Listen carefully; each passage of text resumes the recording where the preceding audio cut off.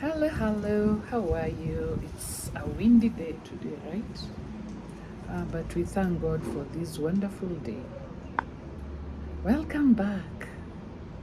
Welcome back to our Insurance 101 with Advocate Kerubo. Last time we looked at who an insurance agent is.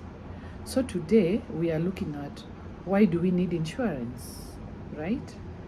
By the way, life is very unpredictable.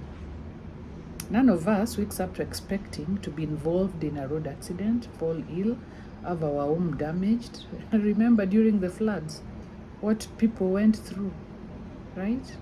They lost their properties in the floods.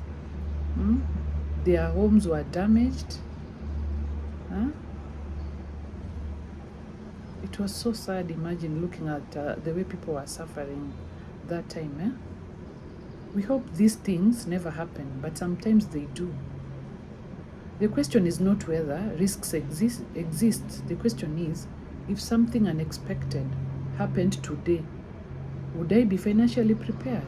Or would you be financially prepared? That is where insurance comes in. Insurance is a financial safety net. It helps protect you from financial consequences of unexpected events. Unexpected, it's not that you take insurance knowing that I'm going to fall ill, so let me take insurance. It's for unexpected events, right? Think about it this way.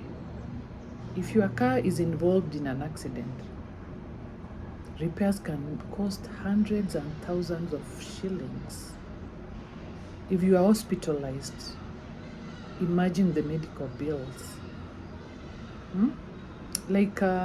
Most of the time, before you're even admitted, they ask you for what do we call it? A deposit. Some hospitals ask for a deposit of up to, depending, 500,000 before they can admit you. Imagine if you didn't have insurance and they ask you for 500,000 shillings before your patient is admitted. Where would you get the money? That is really, it becomes overwhelming, by the way. Yeah. So insurance cannot prevent these events from happening, but it can reduce the financial burden they place on you and your family.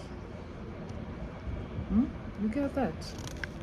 It can't prevent, insurance can't prevent, but it will lighten the burden for you and your family.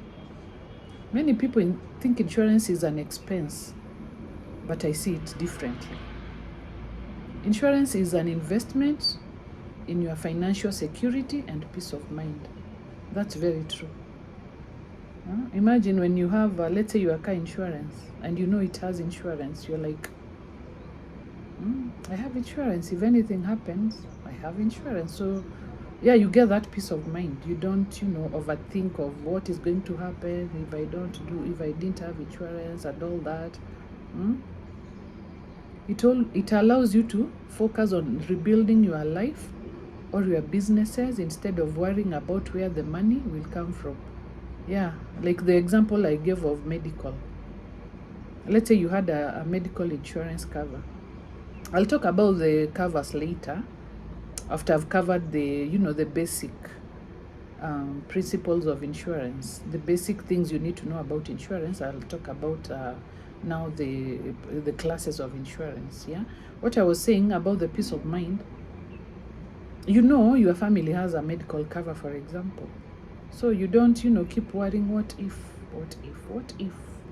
if my somebody falls ill in my family, what am I gonna do? You have peace of mind because you are already covered, right? That's why insurance is not only for the wealthy people, it is for anyone who wants to protect what they have worked hard for to build. I look at the people in Gikomba, for example. They've been losing their businesses so often, yeah? And most of the time I pray that they have insurance because, as we've said, insurance is not for the wealthy. I'm not saying the people in Gikomba are not wealthy, but I'm saying even those that you can insure even the small businesses. Yeah, you don't. It's insurance is not only for the big buildings, mm, big homes. You can insure your little kiosk, your little business, right? As an advocate of the High Court of Kenya, I would like to leave you with this thought. Many disputes arise not because insurance doesn't work, but because people do not fully understand the contracts they sign. By taking out any insurance policy, ask questions, understand what is covered, understand what is excluded. Excluded means what is not covered, right? Know your rights and your obligations under the policy. An informed policyholder is in a much stronger position if a claim arises. Just imagine. As we go on with our Insurance 101, I'll be giving you practical cases that have been in court, where claims have been declined by insurance companies, and the reasons why the insurance companies are not paying those claims. I'll bring to you the cases and I'll read them to you. I'll read them to you why they failed,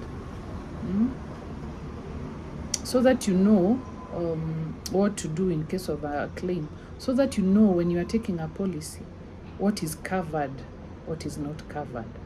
Yeah, so that when you get a claim, you don't start arguing with the insurance company. Oh, I took a claim, now you are not listening to me, now you are not paying my claim. It's because you don't understand. That is when, by the way, people start saying insurance companies are thieves. Yeah, it's because they don't understand the policy they took, because they didn't read this what do we call them, what do we call those tiny lines that are on a policy document? You should read everything, by the way, before you sign. Yeah, if you feel like a policy is not giving you what you want, don't take it. Yeah, so that you don't come back and start complaining, or you take a policy and then it doesn't cover you. So as we go on, we will talk more about insurance. We'll talk more about what you need to do, what you don't need to do, right? And as I said again, I'll give you practical cases that have been to court, where they went to court, or what the court said, so that you learn from those mistakes, so that you don't repeat the same mistakes. Listen to the agent, right? And again, before you what do I want to say? Before you engage an agent, please make sure it's a registered agent. It's someone who understands what they are selling to you, right? So that is why before we started the class, I told you who an insurance agent is. The person has to be registered. We have to, by the way, we go to school. Some of us did exams from London, CII. Others went to the College of Insurance here in Kenya. So you really need to be very alert. You need to be careful on who you give your insurance policies to, to work on them for you. The person should know what they are doing, right? And that's all for today. Thank you for watching, and I'll see you soon in the next episode of Insurance 101. Thank you. Bye.